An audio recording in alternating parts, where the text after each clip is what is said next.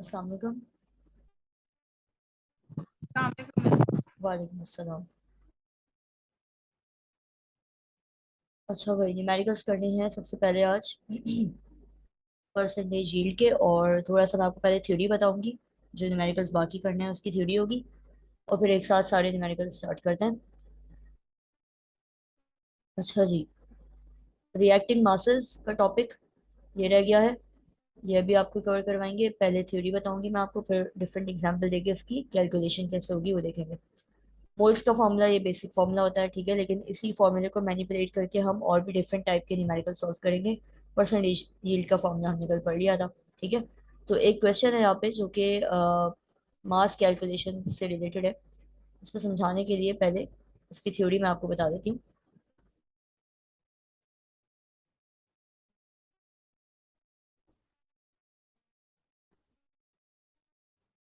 अच्छा भाई, देखो भाई, अगर कोई हम केमिकल इक्वेशन की, किसी एक केमिकल इक्वेशन की एग्जांपल ले लेते हैं। Let's say methane gas CH4 burns in the presence of oxygen, resulting in the formation of carbon dioxide and water। ठीक, ये इक्वेशन कहलाती है कंबस्शन रिएक्शन। कंबस्शन रिएक्शन का मतलब है कोई भी हाइड्रोकार्बन, हाइड्रोकार्बन का मतलब जिसमें कार्बन हो और हाइड्रोजन हो, ऐसा कोई कंपाउंड जिसमें कार्बन हो और हाइड्रोजन हो। Any hydrocarbon if it is burning in the presence of oxygen gas, and it is always going to be formed, or product would always be carbon dioxide and water। ठीक है, तो हमेशा आपके पास carbon dioxide और water ही as a product use बनता है, ठीक है। कभी भी कोई और प्रोडक्ट नहीं बनेगा। डिफरेंस सिर्फ जो है वो नंबर ऑफ मोल्स में आ सकता है। कैसे आ सकता है मैं भी आपको बताती हूँ। इसको बैलेंस देखेंगे, बैलेंसिंग इसकी हुई भी है नहीं। कार्बन एक है, यहाँ पे भी एक है ऑब्वियसली। हाइड्रोजन यहाँ पे 4 है, बट यहाँ पे 2 है, तो मैंने यहाँ 2 लगा दिया, तो ऑब्वियसली ये बैलेंस्ड हो गया। ऑक्सीजन यहाँ पे 2 और यहाँ पे 2, 4, तो ये कितना हो गया। यहाँ मैंने 2 लगा दिया, ये भी 4 हो गया। लेकिन अगर यही इक्वेशन में CH4 की नहीं, बल्कि C2H6 is the formula of ethane, ठीक है। ये होता है मीथेन और ये होता है इथेन। इट स्टार्ट्स विद ई। ये हम ऑर्गेनिक में आगे पढ़ेंगे, ETHANE। तो इथेन का फॉर्मूला चेंज हुआ है, but again it is again again a hydrocarbon. तो अब इस हाइड्रोकार्बन को भी अगर मैं बर्न कर रही हूँ ऑक्सीजन की प्रेजेंस में, और ये रिएक्शन अभी भी कंबस्शन है, तो लाजमी बात है इसमें हमेशा प्रोडक्ट यही बनेगा, कार्बन डाइऑक्साइड एंड वाटर। ठीक है, लेकिन फर्क क्या होगा, डिफरेंस होगा सिर्फ इक्वेशन बैलेंसिंग का, जिसकी वजह से हम ये कह सकते हैं कि क्वांटिटीज का डिफरेंट होगा। यानी product would be same, carbon dioxide and water, but the moles can be different, ठीक है। These are the moles. ये जो हमने 2 यहाँ पे बनाया है, यहाँ पे जो 2 हमने बैलेंस करने के लिए लगाया है, ये बेसिकली मोल्स कहलाते हैं। तो यहाँ पे कार्बन 2 है, मैंने इसको भी 2 कर दिया। यहाँ पे हाइड्रोजन 6 है, मैंने इसको यहाँ 3 2 6 कर दिया। 2 2 4 और 3, 4 और 3 होता है 7। मैं इसको 7 नहीं कर सकती यहाँ, तो या तो मैं 7 अगर मैं यूज करूंगी ऑब्वियसली 2 से मल्टीप्लाई होकर वो 14 हो जाएगा। यानी यहाँ पे मैं कोई ऐसा नंबर नहीं यूज कर सकती, होल नंबर, डेसिमल की बात नहीं कर रहे हम। होल नंबर कोई भी मैं यहाँ पे यूज नहीं कर सकती कि जिसको 2 से मल्टीप्लाई करने के बाद 7 आए। तो मुझे क्या करना पड़ेगा, ऑब्वियसली मैं इसको रिमूव करूंगी, यानी बैलेंसिंग मुझे फिर से चेक करनी पड़ेगी। ठीक, तो मुझे यहाँ पे इस नंबर से पहले, इस कंपाउंड से पहले 2 लगाना पड़ेगा। जब मैंने यहाँ पे 2 लगा दिया, तो ये 2 2 4 हो गया, यानी कार्बन हो गया 4। Then we have hydrogen, 2 6 12। तो यहाँ पे मैंने 6 2 12 कर दिया। इसकी वजह से ऑक्सीजन कितना हो गया, 6 and 4 2 8, 8 and 6 is 14। तो 14 यहाँ पे लगाने के लिए मैंने इसको 7 लगा दिया, 7 2 14। ये बैलेंसिंग समझ आइए।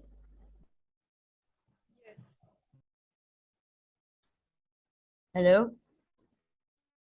आ गई समझ। जी, आपकी आवाज बहुत स्लो आ रही है बेटा। ठीक है, तो फर्क डिफरेंस क्या है, difference is only in the number of moles. यहाँ पे कार्बन डाइऑक्साइड के 1 मोल बने थे, यहाँ पे 4 मोल बने हैं, यहाँ पे 2 मोल बने हैं वाटर के, और यहाँ पे 6 moles. Product will always be same, the quantity can be different. तो क्वेश्चन क्या है, क्वेश्चन ये है कि भाई आपके पास, लेट सपोज आपके पास मीथेन, पहली इक्वेशन ले लेते हैं। क्वेश्चन में गिवन है कि मास ऑफ मीथेन इज, यानी CH4 का मास दिया हुआ है, लेट सपोज 28 ग्राम। राइट। और आपसे पूछ रहे हैं कि how much in the quantity और इन टर्म्स ऑफ मास और in terms of moles. Moles भी पूछ सकते हैं लेकिन अभी हम मास मास पढ़ रहे हैं।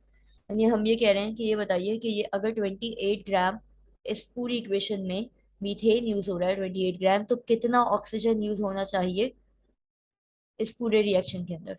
यानी ऑक्सीजन का मास पूछा जा रहा है। ये कहलाता है मास मास रिलेशनशिप। ठीक है। मास मास रिलेशनशिप का मतलब कि आपके पास गिवन भी मास हो और आपको फाइंड आउट भी मास ही करना हो। तो फॉर्मूले अगर हम फॉर्मूला यूज ना भी करें तब भी बड़ा इजी है, बहुत इजी है इसको सॉल्व करना यूनिटरी मेथड से। यूनिटरी मेथड क्या होता है? यूनिटरी मेथड के अंदर 3 स्टेप होते हैं। ठीक है। अब यहाँ पे इक्वेशन हम बात करें इसकी, फिलहाल हम इस पे ये क्वेश्चन सॉल्व कर रहे हैं। तो फर्स्ट स्टेप जो आप बनाएंगे, फर्स्ट स्टेप का मतलब है कि इक्वेशन को देखते हुए कितना मास है जो कि आपस में यूज हो रहा है। तो CH4 का कितना मॉलिक्यूलर मास होता है?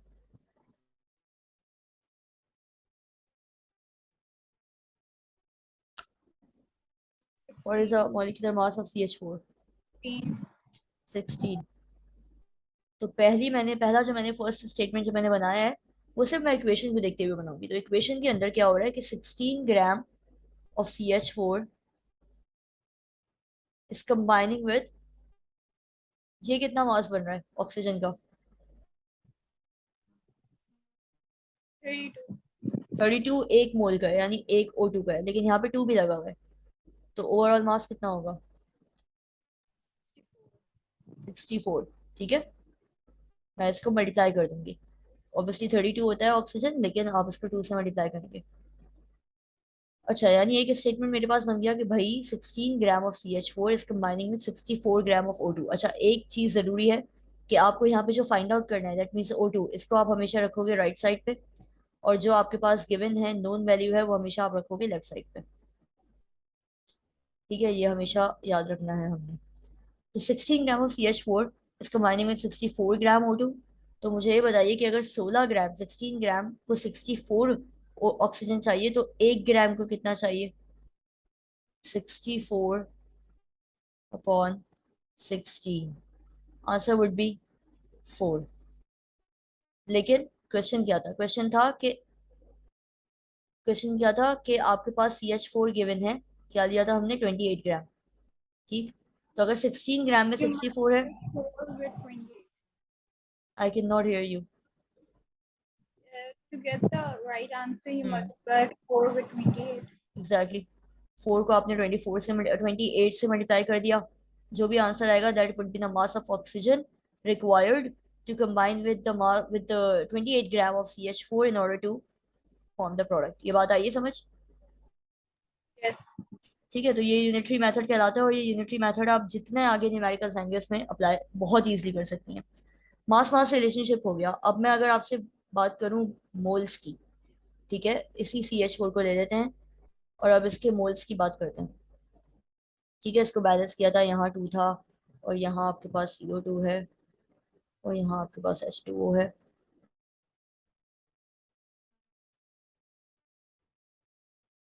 कार्बन 1 हो गया, हाइड्रोजन 2 हो गए। ठीक है, ऑक्सीजन 4 हो गए। अच्छा, अब बात हो रही है मोल्स की। मास मास रिलेशनशिप नहीं, अब बात मोल्स की हो रही है। यानी मैंने ये बोला कि अब जो गिवन है आपके पास वो इसका मोल गिवन है which is for example 8 moles. ठीक। और अब इसके मोल्स पूछे जा रहे हैं। तो क्या वही होगा? एग्जैक्टली वही होगा कि 1:2 का रेशियो यहाँ पे बन रहा है। 1 मोल ऑफ CH4। अब यहाँ पे मास कैलकुलेट करने की जरूरत नहीं पड़ेगी हमें, क्योंकि बात हो रही है मोल्स की, और मोल्स ये नंबर होते हैं। तो यहाँ कुछ नहीं है, तो ऑब्वियसली यहाँ 1 है। तो 1 mole of CH4 combines with 2 moles of oxygen gas. तो 8 में कितना होगा? ऑब्वियसली 2 × 8। ठीक है। लेकिन अगर आपको मोल्स दिया हुआ है, ये 16 मोल्स आंसर आ गया, लेकिन अगर आपको यहाँ पे मोल्स दिए हुए हैं 8 मोल्स, बट आपसे आंसर मास में पूछ रहे हैं, तब भी सिंपल है। ये जो आपके पास मोल्स आए हैं, आप कैसे निकालेंगे इससे मास?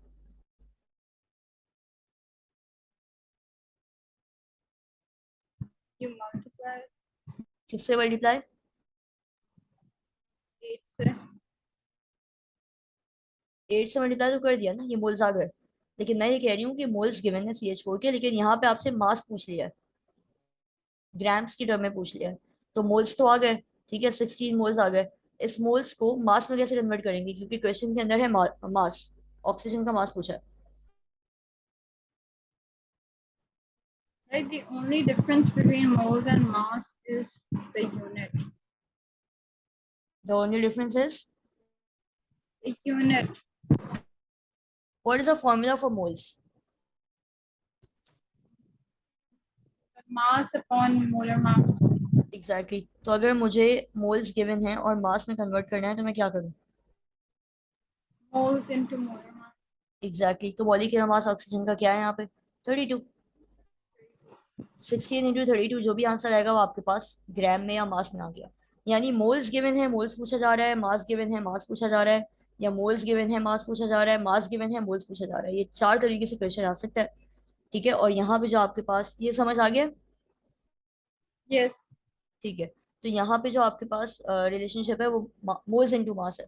ठीक है, मोल्स गिवन है और मास पूछा गया है। ऐसा भी हो सकता है कि यहाँ पे मास गिवन हो, लेट सपोज इसका मास हो 120। ठीक है, 120 ग्राम मास है और इसका मोल्स पूछ रहे हैं। तो अब हम क्या करेंगे? Can you solve this one? Calculate the mass of oxygen when 120 gram of methane is being reacted with oxygen. Can you do that? What would be the first step?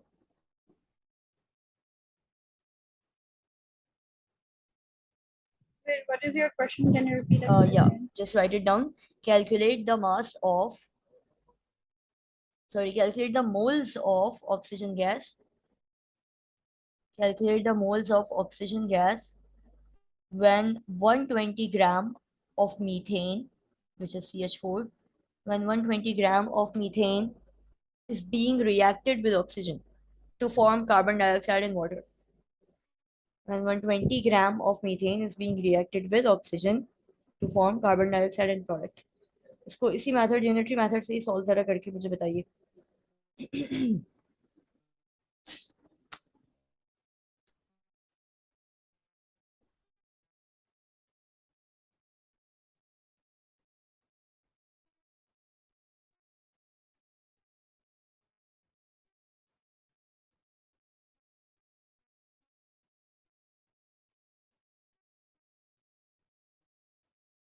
Yeah, you divide 120 by 32. 120 second.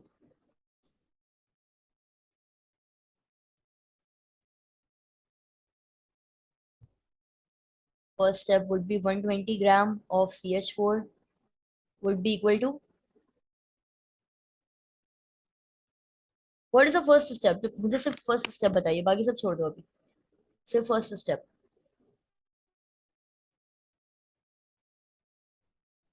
By looking at the equation, first step is always going to be formed by looking at the equation. Equation के अंदर जो आपको नजर आ रहा है वो आपका first step है। सेकंड स्टेप आप हमेशा वन, यूनिट का मतलब ही एक होता है, एक के हिसाब से, चाहे वो 1 ग्राम हो या 1 मोल हो, एक के हिसाब से करते हैं। और थर्ड स्टेप में आप देखते हैं कि आपसे क्वेश्चन में क्या पूछा गया है, कि आपको कितने हिसाब से, कितनी मास के हिसाब से, कितने मोल्स के हिसाब से आपको रिएक्टेंट फाइंड आउट करना है। तो फर्स्ट स्टेप, सिर्फ मुझे आप इक्वेशन देके बताइए कि क्या बनेगा।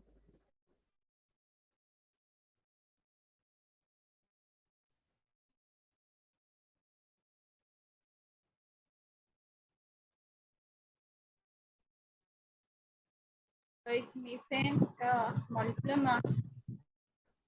हाँ, मीथेन का मॉलिक्यूलर मास क्या होता है? 16 gram of methane combines with,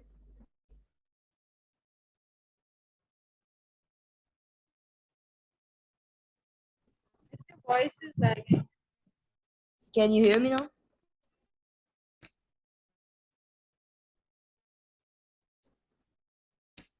आवाज क्लियर है अब? That is my internet connection because it shows your internet connection. I can not here you, बहुत आपकी आवाज बहुत स्लो आ रही है।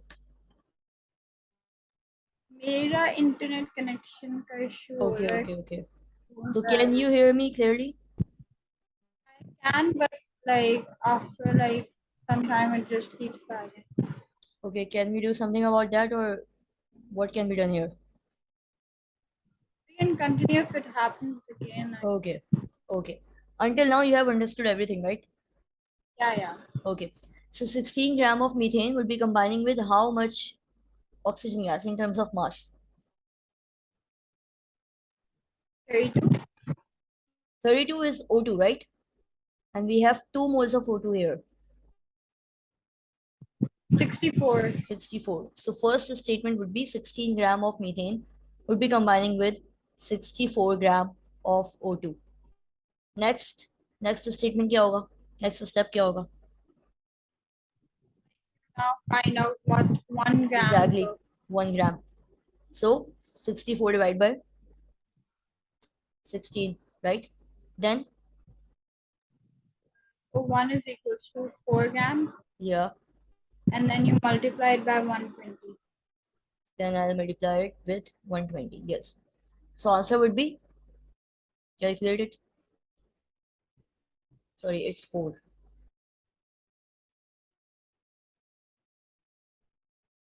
It's 480, right? Is it the final answer? आपको कैलकुलेट क्या करना था? It,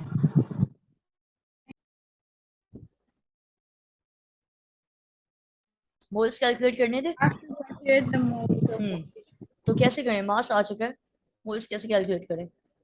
Now mass is divided by molar mass, Which is, which is wait,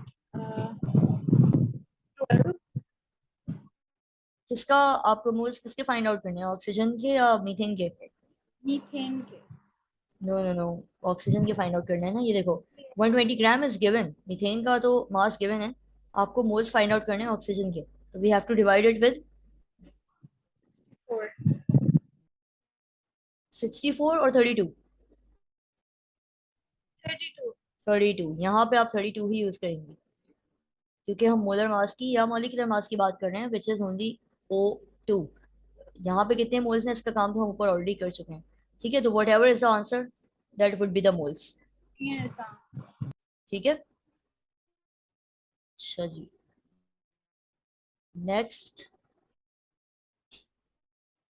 topic तो नहीं, बट पहले जो मैंने बताया था उसको थोड़ा सा कंटिन्यू करूंगी मैं। एवोगैड्रोस लॉ आपने पढ़ा था, और आपने पढ़ा था कि 1 mole of any element, any compound, कोई एलिमेंट है अगर तो कार्बन, कोई कंपाउंड है अगर तो CO2 हो सकता है, कोई मॉलिक्यूल, कोई कंपाउंड है तो CaCO3, कैल्शियम कार्बोनेट। अगर हम 1 मोल की बात करते हैं तो 1 मोल के लिए हमेशा एवोगैड्रोस लॉ की वैल्यू जो होती है, यानी एवोगैड्रोस नंबर जो होता है, वो 6.02 exponent 23, which is number of atoms. ठीक है, तो एक और इसमें हम एडिशन कर रहे हैं। एडिशन क्या कर रहे हैं कि अगर हम गैसेस की बात करते हैं, लिक्विड्स में भी पॉसिबल है ऑब्वियसली, लेकिन मोस्टली क्वेश्चन के अंदर गैसेस जब दी हुई होती हैं, तो गैसेस का मतलब है उसका वॉल्यूम होता है। सॉलिड का ऑब्वियसली मास होता है, बट गैसेस और लिक्विड का वॉल्यूम होता है। तो मोस्टली गैसेस में जब हम वॉल्यूम की बात करते हैं, और वो gas for example carbon dioxide है, अगर उस कार्बन डाइऑक्साइड का 1 मोल है, तो पहली चीज के वो बराबर है 44 ग्राम के, ये भी हमने पढ़ा था, याद है ये? Yes. ठीक है, तो 1 mole of carbon dioxide is equal to 44 gram, molar mass इसका आ गया। ऑब्वियसली 2 होगा तो आप इसको मल्टीप्लाई कर दोगे। इसी तरीके से इसके नंबर ऑफ मॉलिक्यूल्स कितने बन गया? 6.02। ये अगर 2 मोल हम कर देते हैं तो आप 6.02 की पूरी वैल्यू को 2 से मल्टीप्लाई करोगे। बिल्कुल इसी तरीके से अगर 1 मोल कार्बन डाइऑक्साइड है तो उसका वॉल्यूम भी फिक्स होगा, which would be 24 decimetre cube या क्यूबिक डेसीमीटर। ठीक है, DM क्यूब। तो ये याद क्यों रखना है? क्योंकि कुछ न्यूमेरिकल्स हैं आगे आएंगे जो अभी।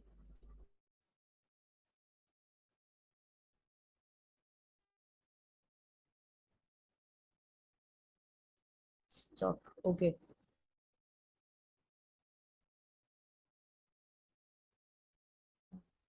नेट कनेक्शन यहाँ पे भी स्लो चल रहा है, तो थोड़े से प्रॉब्लम हो सकता है।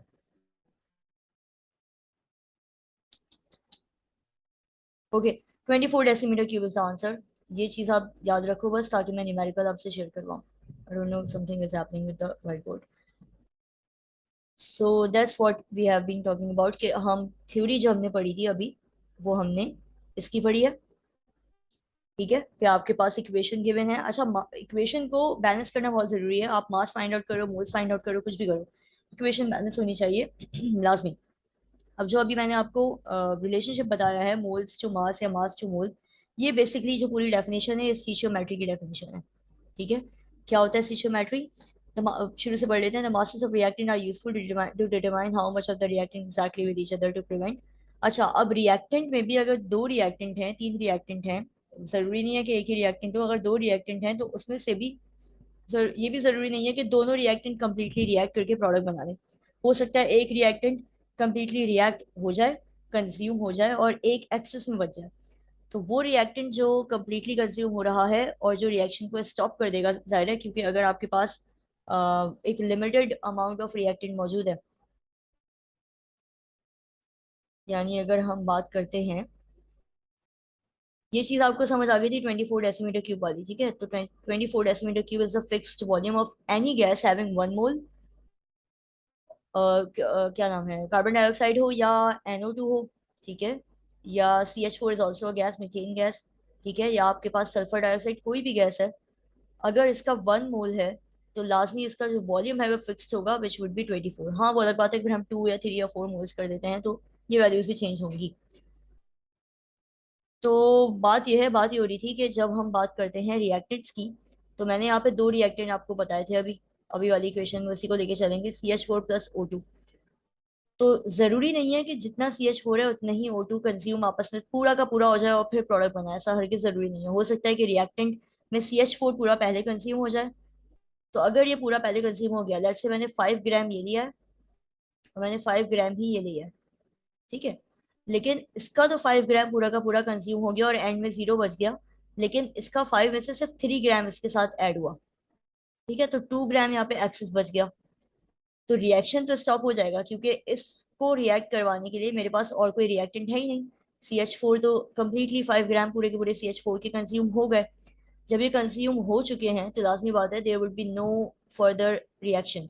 क्यों? क्योंकि इसको यूटिलाइज करने के लिए मेरे पास यहाँ पे कोई रिएक्टेंट मौजूद नहीं है। तो ये रिएक्टेंट जो कि कंप्लीटली कंज्यूम हो जाता है ये कहलाता है limiting reactant, which is going to limit the whole reaction, stop the whole reaction. और ये आपके पास एक्सिस में आ रहा है, जो कि at the end of the reaction reactant जितना एक्सेस बच जाता है ये एक्सेस है, ठीक है।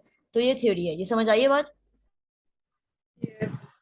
तो अगर हम बात करते हैं आपके टॉपिक की, which is limiting reactant, excess and limiting reactant, जिसकी थ्योरी ये है, ठीक है। तो आप अगर बात कर रहे हो कि भाई दो रिएक्टेंट हैं तो उसमें से लाजमी एक लिमिटिंग रिएक्टेंट होगा, और जो लिमिटिंग रिएक्टेंट है वो आप फाइंड आउट जब कर लोगे तो जो दूसरा रिएक्टेंट होगा वो लाजमी एक्सेस में होगा। तो ये न्यूमेरिकल में आपको दोनों चीज फाइंड आउट करनी होती है, लिमिटिंग रिएक्टेंट भी और जो एक्सेस मास है वो भी, ठीक है। फिर मैं आपको बता रही थी कि स्टीशियोमेट्री क्या है।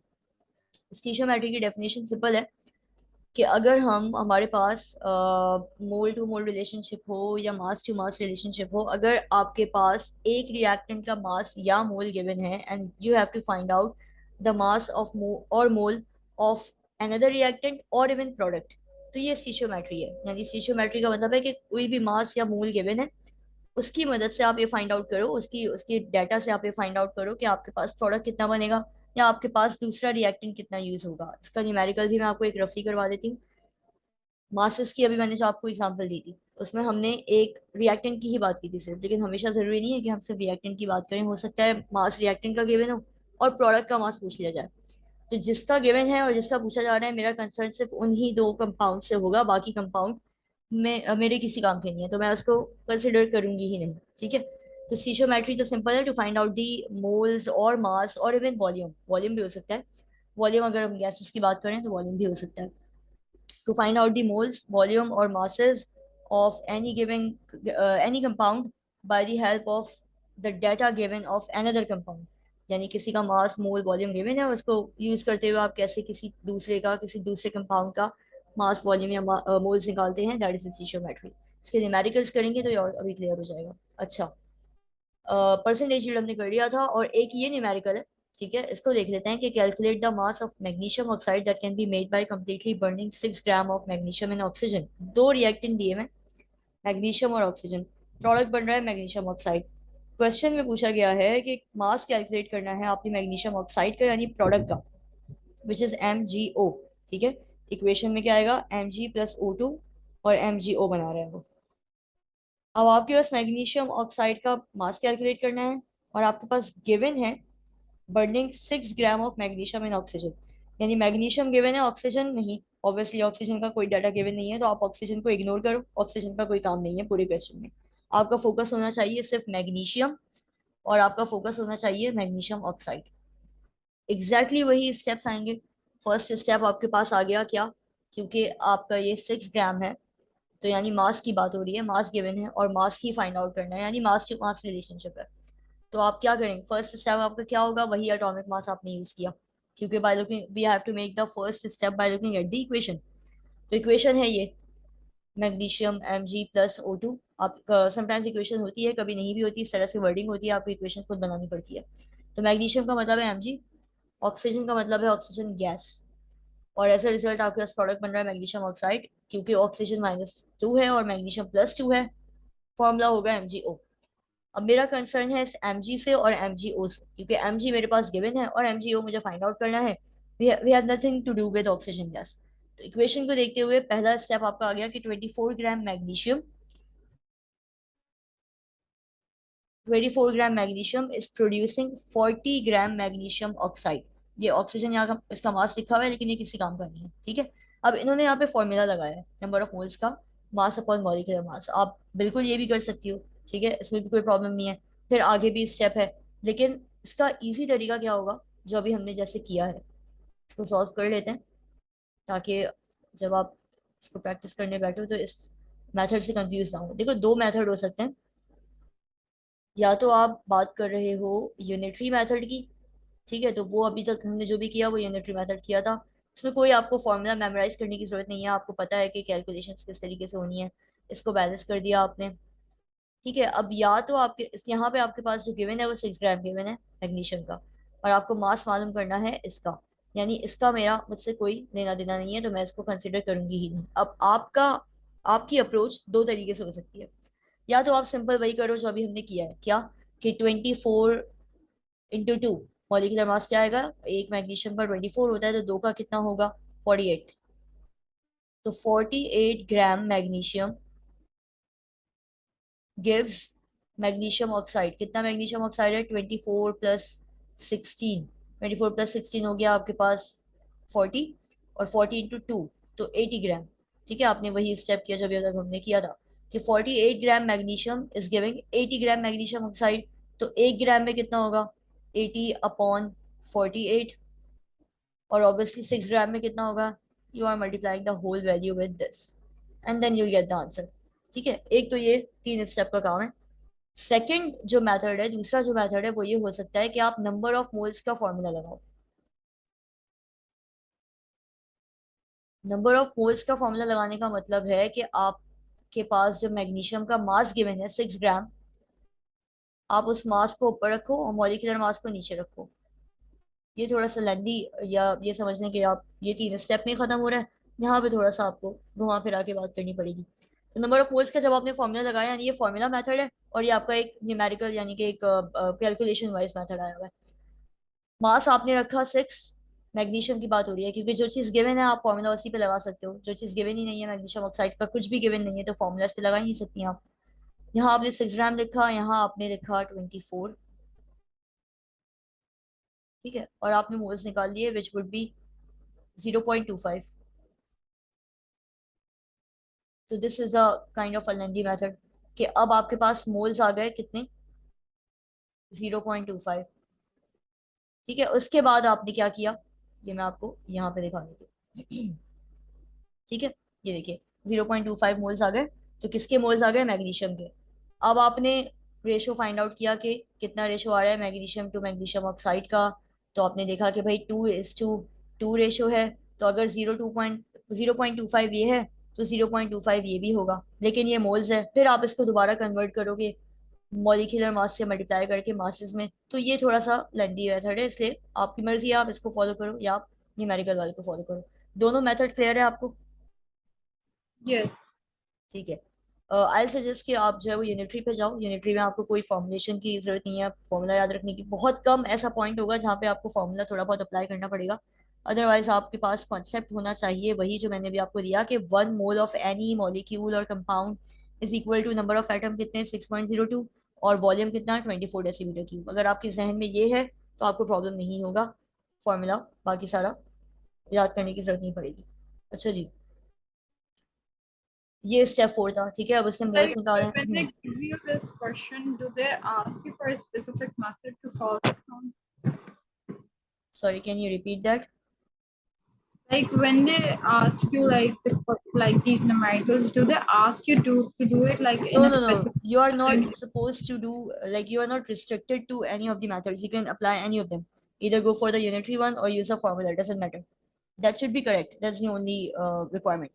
ठीक है ना? आपसे वो बोलेंगे कि Okay. भाई आपको ये करना है या यही करना है, आपकी मर्जी, आपको जो समझ आ रहा है। सही है। At the end answer is वही सेम ही आ रहा है, लेकिन आप 5 स्टेप में हो रहा है ये काम। ठीक है, वहां पे यूनिटरी मेथड में इट्स वेरी सिंपल। आगे बढ़ जाते हैं। एक और आपके पास न्यूमेरिकल है, आप इसको जरा सॉल्व करो। परसेंटेज यील्ड का है, और परसेंटेज यील्ड का हमने फॉर्मूला उस दिन पढ़ा था कि actual yield divide by theoretical yield. ठीक है, तो क्वेश्चन देख लेते हैं कि क्वेश्चन में क्या बात हो रही है। In an experiment to displace copper from copper sulphate 6.5 grams zinc was added to an excess of copper sulfate solution. The copper was filtered off, washed, and dried. The mass of copper obtained was 4.8 gram. Calculate the percentage yield of copper. सबसे पहली बात कि equation given नहीं है। Equation आपको wording देखकर समझ के बनानी पड़ेगी। तो वर्डिंग में बोला जा रहा है कि in an experiment to displace copper from copper sulphate, that means copper sulphate is there, और इस कॉपर सल्फेट को आप डिस्प्लेस करवा रहे हो उसके अंदर से कॉपर, यानी आप जिंक से उसको रिएक्ट करवा रहे हो, और एट दी एंड जिंक जाके बॉन्ड बना लेगा, जिंक सल्फेट बन जाएगा, और कॉपर को वो डिस्प्लेस कर देगा। ये कहलाता है डिस्प्लेसमेंट रिएक्शन। ये बनता है हमेशा जो भी, जब भी आप डिस्प्लेसमेंट रिएक्शन का नाम सुनोगी कहीं पे भी, हेलोजेंस के बारे में भी डिस्प्लेसमेंट रिएक्शन हम पढ़ते हैं, और हम ट्रांजिशन मेटल्स में भी डिस्प्लेसमेंट रिएक्शन पढ़ते हैं। डिस्प्लेसमेंट का मतलब है डिस्प्लेस करवाना किसी भी एलिमेंट को, और वो किस बेसिस पे होता है? वो होता है रिएक्टिविटी की बेसिस पे। यानी अगर मैं यहाँ पे जिंक की बात कर रही हूँ और कॉपर की बात कर रही हूँ, तो copper sulphate was one of the reactants, and zinc मैंने एक अनबॉन्डेड स्टेट में सिर्फ जिंक लिया हुआ था। But zinc is more reactive than copper. That is the reason why the bond between copper and sulfate would be broken, and this copper would be replaced by zinc, and as a result zinc sulfate obviously is formed, and copper would be separated, copper would be left unbonded। तो ये reactivity की basis पे होता है। ठीक है, अगर zinc ज्यादा रिएक्टिव है या कोई भी एलिमेंट यहाँ पे ज्यादा रिएक्टिव है, उसको डिस्प्लेस करवा देगा, अपना बॉन्ड बना लेगा, और इसको रिमूव करवा देगा यहाँ से। तो बात क्या हो रही है? परसेंटेज यील्ड की बात हो रही है, और आपके पास इक्वेशन आपने बना ली इस इन वर्डिंग को देखकर। गिवन क्या है? डाटा क्या है? डाटा में आपके पास 6.5 ग्राम जिंक मौजूद है, ठीक है, और मास ऑफ कॉपर इज 4.8 ग्राम। पूछा जा रहा है आपसे calculate the percentage yield of copper. ठीक, कॉपर की बात हो रही You है। did like step one, step two, step three, and hmm step four, but they only ask for percentage yield. So can't we hmm just like do step You can five direct? definitely do it, like just do the numerical thing, do the number thing. You don't have to write the whole wording, कोई जरूरत नहीं है। ठीक है, step 3 में जो wording है उसकी जरूरत लिखने की नहीं है आपको। यहाँ पे कुछ इस तरीके से आप भी करो तो कोई इशू नहीं है, क्योंकि वो लेवल्स में इशू नहीं होता। आप डायरेक्ट स्टेप कर सकती हो, यानी हम पहले ये वाला स्टेप कंसिडर कर सकते हैं, ठीक है, फिर डायरेक्टली हम इस पे आ सकते हैं, और फिर डायरेक्टली हम परसेंटेज निकाल सकते हैं। मैं जब भी आपको दूसरे मेथड से भी साथ साथ करवा रही हूँ ताकि प्रॉब्लम ना हो। ठीक है बेटा, तो अभी आपके पास जो मास गिवन है, आप उसको, सबसे पहला काम होगा आप उसको मोल्स में कन्वर्ट कर लो। ठीक है। अच्छा, लेट्स सपोज अगर हम, जो मेथड सामने गिवन है पहले मैं वही देख रही हूँ, ठीक है, उसके अकॉर्डिंग क्या हो रहा है? उसके अकॉर्डिंग ये हो रहा है कि स्टेप 1 आपका इक्वेशन, स्टेप तो हर जगह होगा, चाहे आप यूनिटरी मेथड फॉलो करें और आप फॉर्मूले वाला मेथड फॉलो करें। स्टेप 1 लाजमी होगा। आपने इक्वेशन बना ली, इक्वेशन बनाने के बाद स्टेप 2 के अकॉर्डिंग आपने मोल्स का फॉर्मूला लगाया है, और मोल्स के अंदर आपने ऑब्वियसली जिसका मास गिवन है आपने उसका मोल्स निकाला है। जिंक का मास गिवन है, जिंक का मॉलिक्यूलर या एटॉमिक मास होता है 65, आपने आंसर निकाल दिया 0.10। स्टेप 3 में लिखा है कि calculate the maximum amount of copper that could be formed from the molar rate. Since the ratio of zinc and copper is 1:1, a maximum of 0.10 moles can be produced। बात क्या हो रही है आपको थोड़ा सा मैं रिकॉल करा दूं, एक्चुअल और थ्योरेटिकल यील्ड क्या थी। आपके पास जो इस वक्त जो 4.8 ग्राम क्वेश्चन में गिवन है, ठीक है, क्या ये एक्सपेरिमेंटल वैल्यू है या ये थियोरेटिकल वैल्यू है? क्वेश्चन को पढ़ो, और पढ़ के मुझे बताओ कि ये जो कॉपर की वैल्यू यहाँ लिखी हुई है, क्या मैं इसको थियोरेटिकल वैल्यू कहूंगी? 0.5 is हाँ, the actual value, six point and five is the value of zinc. ठीक है, उसको हम बिल्कुल अलग कर देते हैं। आप आओ कॉपर पे, क्योंकि बात तो एट दी एंड कॉपर की पूछी गई है। मुझे बताओ कि कॉपर का जो मास गिवन है वो थियोरेटिकल है या? uh, this is like the actual yes. कैसे आपने ये आइडेंटिफाई किया? क्योंकि साफ लिखा है कि because there क्या? is filtered off, washed and dried. Exactly exactly, ठीक है। तो ये आपके पूरा एक्सपेरिमेंट करने के बाद जो मास आया है that is given, which is actual mass और एक्सपेरिमेंटली प्रूवन। ये जो मास आ रहा है वो आपका मौजूद है, यानी आपको थियोरेटिकल निकालना पड़ेगा। अब थियोरेटिकल मास निकालने के लिए आप क्या कर सकती हो, let's just forget about the method we have on the screen, और मैं अगर आपको यूनिटरी मेथड से करने का हूँ, तो what can be the approach?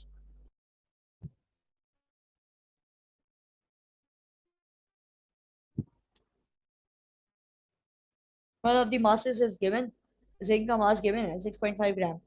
Can we find out the mass of, actually the theoretical mass of copper with the help of given mass of zinc? Can we do that? We can do that, but how? I don't know. How? Okay. Let's talk about mass relationship. अगर mass zinc का given है और copper का आपको mass find out करना है, क्योंकि आपको थियोरेटिकल तो नहीं है ना, ये तो आपने बता दिया कि एक्चुअल है, तो फॉर्मूले के अंदर आपको थियोरेटिकल यील्ड भी चाहिए और एक्चुअल यील्ड भी चाहिए। थियोरेटिकल मेरे पास नहीं है, एक्चुअल इज गिवन। तो थियोरेटिकल में, थियोरेटिकल का मतलब क्या है, मैं न्यूमेरिकल करके थ्योरी करके खुद कैलकुलेशन करके जो फाइंड आउट कर रही हूँ मास, दैट इज थियोरेटिकल। तो मैं इस 6.5 ग्राम को यूज करते हुए, इस जिंक के 6.5 ग्राम को यूज करते हुए मैं मास निकालूंगी किसका, कॉपर का, इस इक्वेशन को देखते हुए। Can you do that? Try करो। वही तीन स्टेप यूनिटरी मेथड के। Can you repeat the question? I'm sorry. Okay, question is, can you find out the mass of copper, actually the theoretical mass, क्योंकि theoretical मास का मतलब है जो आप कैलकुलेट करके मास फाइंड आउट कर रहे हो, क्योंकि एक्सपेरिमेंटली प्रूवन मास तो गिवन है, एक्चुअल मास या एक्चुअल यील्ड तो गिवन है 4.8 ग्राम कॉपर की, लेकिन परसेंटेज यील्ड अगर कॉपर की निकालनी है तो मुझे इसका थ्योरेटिकल वैल्यू भी चाहिए। तो उसको मैं फाइंड आउट कैसे कर सकती हूँ, मेरे पास गिवन जिंक है, तो उस जिंक की मदद से, सीशो बैटरी यही तो है कि जिंक को यूज करते हुए, जिंक के मास को यूज करते हुए क्या मैं कॉपर का थ्योरेटिकल मास फाइंड आउट कर सकती हूँ?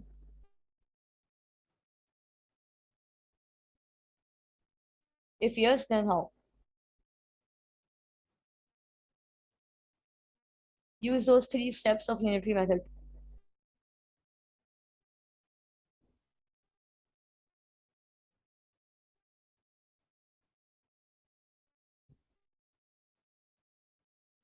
So like first we find out atomic mass of zinc 24.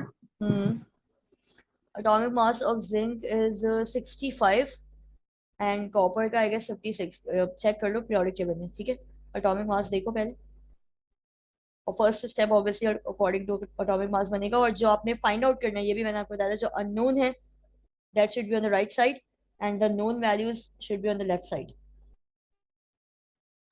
Zinc it is 60. Ji.